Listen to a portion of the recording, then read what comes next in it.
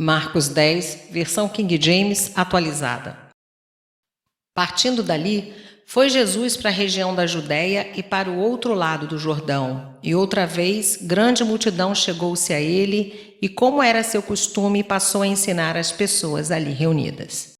Alguns fariseus se aproximaram de Jesus e, para colocá-lo à prova, questionaram: É permitido ao homem separar-se de sua esposa? Inquiriu-lhes Jesus: O que lhes ordenou Moisés? E eles replicaram: Moisés permitiu que o homem desse à sua mulher uma certidão de divórcio e a mandasse embora.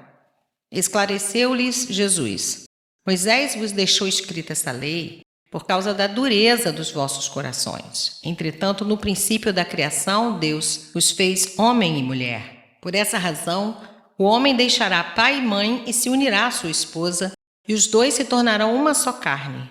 Dessa forma, eles já não são dois, mas sim uma só carne.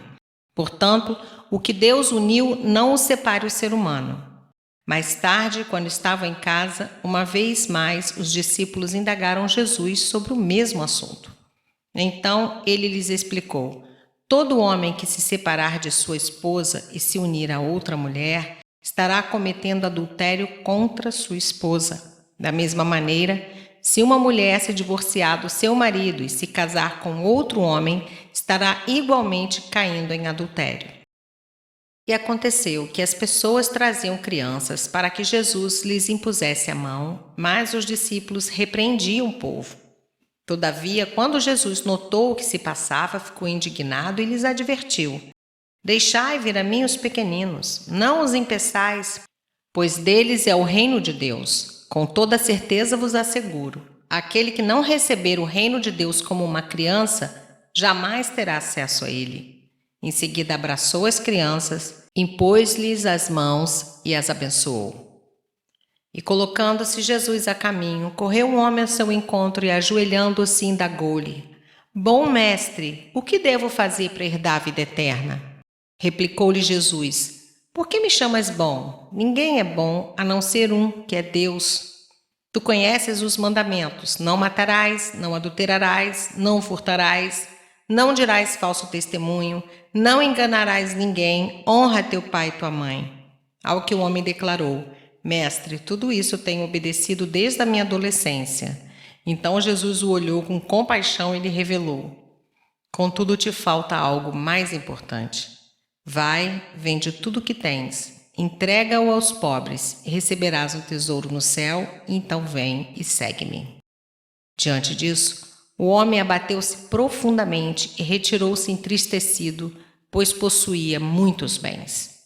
Então, Jesus, observando ao redor, declarou aos seus discípulos: Quão difícil é para aqueles que possuem muitos bens ingressar no reino de Deus. Os discípulos ficaram perplexos diante de tais palavras. No entanto, Jesus insistiu em lhes afirmar: Filhos, entrar no reino de Deus é de fato muito difícil.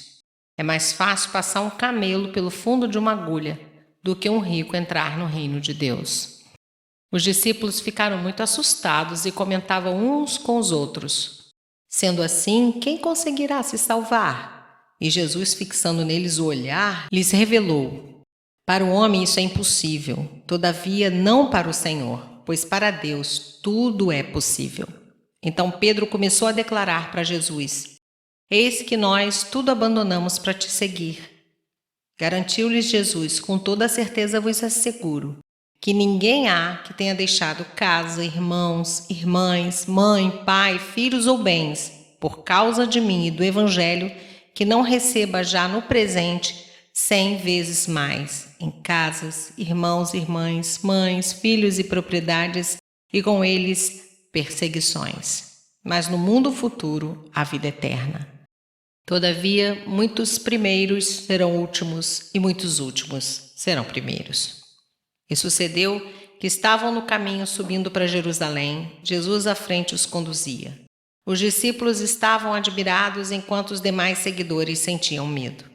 Uma vez mais ele reuniu à parte os 12 e compartilhou o que lhe aconteceria. Eis que subimos para Jerusalém e o Filho do Homem será entregue nas mãos dos chefes dos sacerdotes e dos mestres da lei. Eles o condenarão à morte e o entregarão aos gentios, que zombarão dele, lhe cuspirão, torturarão e finalmente o matarão. Contudo, após 3 dias, ele ressuscitará. Foi então que Tiago e João, filhos de Zebedeu, chegaram mais perto dele e lhe solicitaram: Mestre, desejamos que nos concedas o que vamos te pedir. E lhes indagou Jesus: Que quereis que eu vos faça? Ao que rogaram: Permite-nos que na tua glória nos assentemos um à tua direita e o outro à tua esquerda. Ponderou-lhes Jesus: Não sabeis o que estáis pedindo? Podeis vós beber do cálice que eu vou beber e ser batizados com o batismo que eu estou sendo batizado? Podemos, replicaram eles.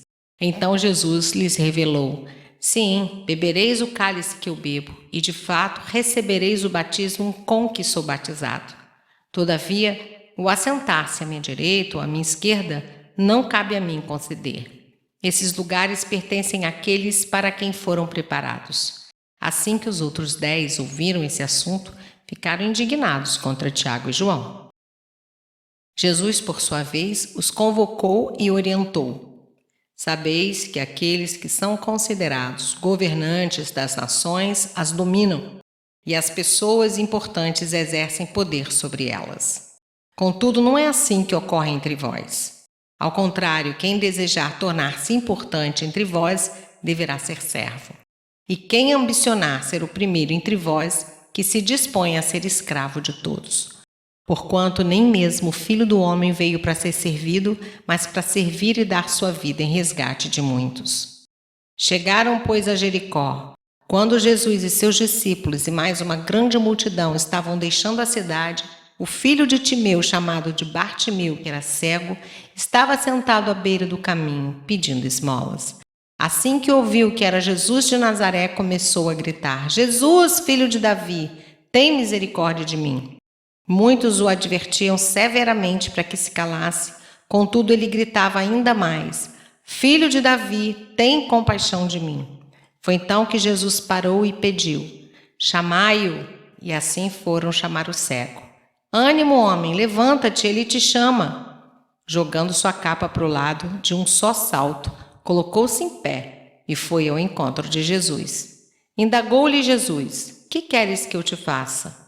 Rogou-lhe o cego: Rabone, que eu volte a enxergar. E Jesus lhe ordenou: Vá em frente, a tua fé te salvou. No mesmo instante, o homem recuperou a visão e passou a seguir Jesus pelo caminho.